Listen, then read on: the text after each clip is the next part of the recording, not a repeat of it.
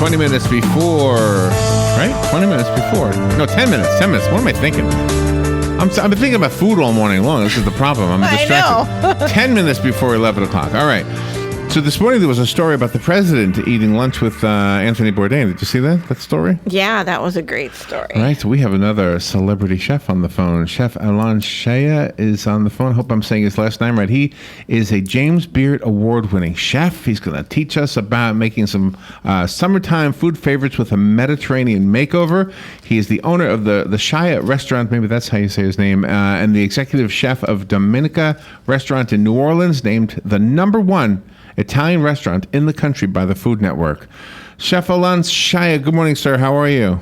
Great, Larry. How are you? Good. It's amazing that somebody can rise to the level that you have, and just for our palates, it's an art. It really is an art. You know, for me, it's been a lifelong journey and a labor of love.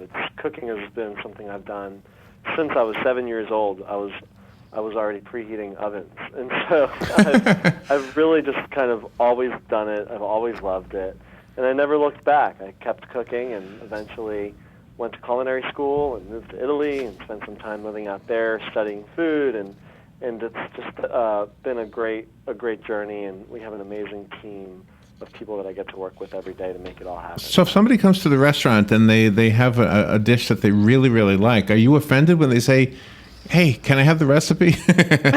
No, not at all. I mean, I love giving out recipes because I feel like, for me, giving a piece of myself to someone through a recipe, like to have someone really first like the dish enough to want the recipe, and second to be able to like go home and recreate it.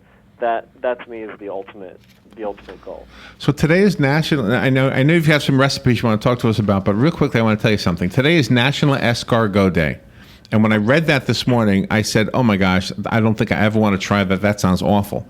Well, guess what our callers did? They said, "Oh gosh, you never have had it. You have to have it done the right way."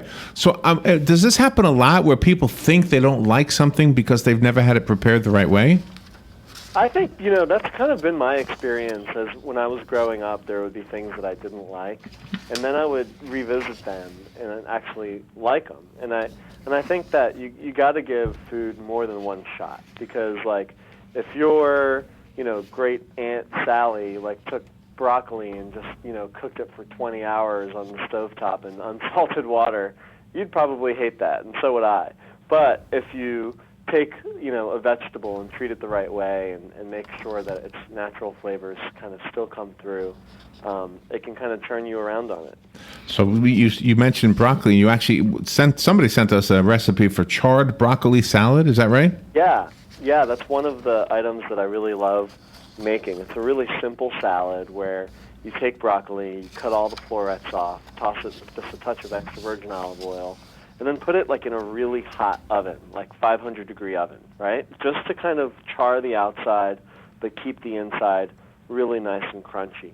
And I'll take that charred broccoli and toss it with just a touch of salt, a little bit of yellow curry powder, and some almonds and dried cherries. And I'll fold all that together with Blue Plate light mayonnaise with Greek yogurt. And that really kind of brings that salad together and gives it a great creaminess. And the yogurt really gives it a great balance and flavor and kind of makes Really? So, but do you serve it hot or cold? I serve it cold. Oh, okay. You can serve it either way. Either way, the salad is great, but I like eating it cold. Okay, and it says in the I have the directions in front of me, kosher salt. Why is and I've noticed this on a couple of recipes lately. They say kosher salt. What is the difference between that and, I don't know, Morton's salt or something? Well, kosher salt was traditionally used to, and when you butcher animals, that you have to rub them with kosher salt to pull all the blood out, and that's what makes it kosher. That's part of the kosher butchering style. But the texture of the salt is a little coarser than a regular table salt, and so as chefs, we like to kind of pick up salt with our fingers and season our food, right? And we need to have like the feeling of that texture in between our fingers so we know how much salt we're adding. And so I love using kosher salt because you can kind of gauge how much salt you're putting into something. Okay, easier. That makes sense. Yeah. That's pretty amazing. And when you say Mediterranean, what a difference is that cooking than just throwing things together just here in the United States? Well, Robin, it's a great question because, I've always really loved Mediterranean cooking, and I always think about, like, what is it that I love so much about it? And it's really about keeping food simple and letting ingredients shine. And using items like extra virgin olive oil or olives or garlic and lemon and lots of fresh herbs, that all are flavor enhancers, right? They add flavor to food. And it really allows the ingredient that you're trying to showcase really kind of stand out. So one great example, like in Greek cooking, is tzatziki. You take yogurt, you add a little bit of cucumber and some dill and lemon and garlic to it, and it's just this beautiful, great, yogurt dip. But I make it in Louisiana. I add a ton of shrimp to it because we have all this great shrimp, right? Okay, right. So I'll take the shrimp and cook it, peel the shell off, dice it up, and fold it in with the blue plate Greek and some dill and cucumbers, and serve it on some kind of toasty bread, like rye bread, that I'll take and toast with a little olive oil on it, and then rub some raw garlic on it right when it comes out of the oven. And that garlic just kind of makes the flavor really, really pop, and I'll serve that tzatziki right on top of the bread. Ooh, that sounds What good. are you saying, tzatziki? Like a Suzuki? What is that? Tzatziki is it's a Greek yogurt and cucumber dip. So you could use this as a dip and not put the shrimp in it if you chose. Absolutely, yeah. The shrimp is just a little extra love that I like to put in the salad. Oh, really? nice. Oh, wow. Okay, this has been a morning of food. I guess because of Memorial Day, I don't know why, but I guess everybody's thinking about cooking. So, but could you do any of this on a grill? Well, one thing that I love doing is, especially in the summer when it's time to grill, you want to keep things kind of a little bit on the lighter and healthier side, too. So I'll take, like, chicken that you can use grilled chicken and dice it up, and then fold in the light mayonnaise with Greek yogurt and a little bit of spicy chilies like sriracha chili sauce.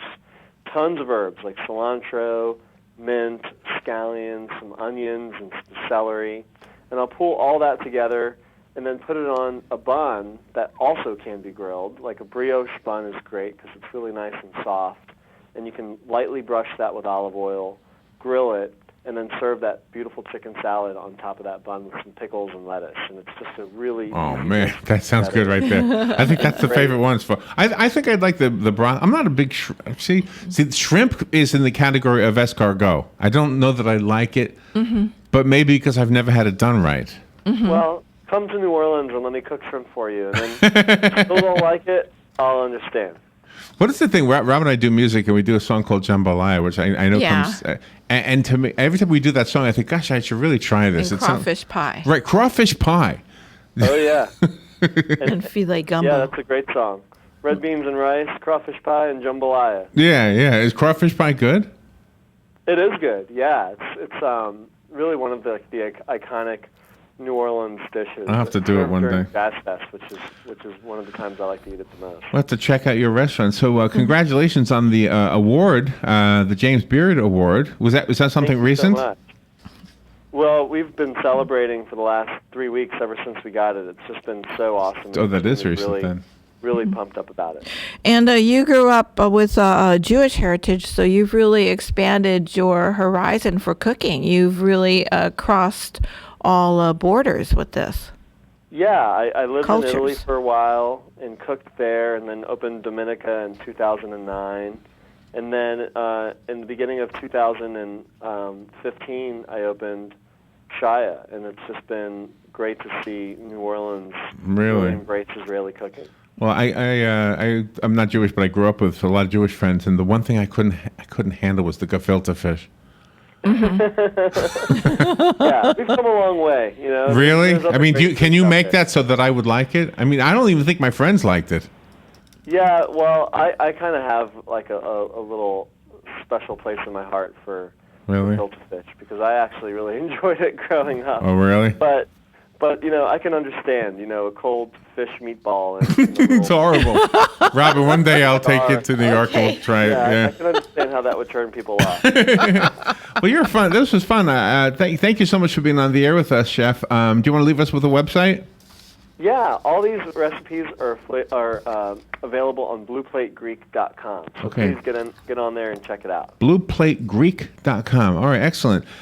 Chef Alon Shaya, thank you so much for being on the air with us today.